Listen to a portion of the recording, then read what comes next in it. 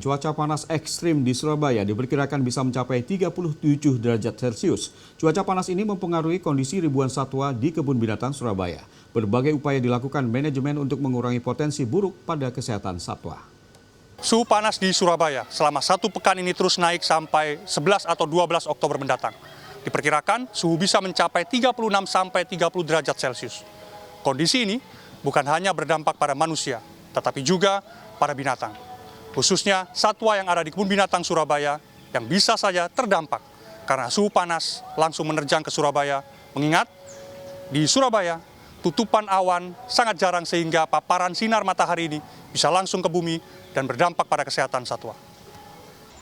Dampak langsung sudah mulai terjadi pada sejumlah satwa koleksi KBS. Menurut Vega, dokter hewan KBS, sejumlah satwa dilaporkan mengalami heat stroke dengan gejala kejang. Gejala ini umum terjadi ketika cuaca panas menerjang.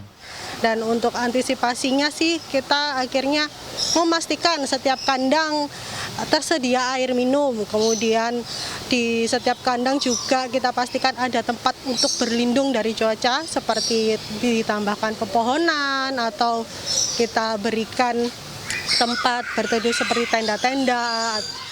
Selain memastikan ketersediaan air minum yang cukup dan tempat berteduh, setiap hari tim dokter dan kiper memantau kondisi kesehatan satwa dan memberikan vitamin untuk meningkatkan daya tahan tubuh. Sejauh ini, belum ada laporan kematian satwa KBS akibat cuaca panas ekstrim. Upaya lain yang dilakukan adalah memastikan suplai air lancar. Contohnya di kolam Kudanil Mini ini. Untuk menurunkan suhu udara di area kebun binatang, petugas melakukan pembasahan area di sekitar kandang, baik itu jalan maupun tanaman. Volume penyiraman pun ditambah dari hari-hari biasanya. Saya selalu pantau kondisi infrastruktur supportingnya, yang paling penting itu ya. Utamanya untuk lingkungan sekitarnya, nggak cuma di kandang ya. Taman-taman juga kita lakukan penyiraman dan juga kandang-kandang untuk pembasahan. Itu yang biasanya kalau musim yang normal itu seminggu 2 kali, kita sekarang satu hari itu bisa 2 kali penyiraman ya.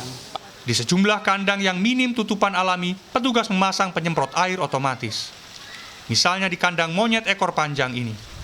Lokasinya berada di area terbuka dengan minim tutupan alami.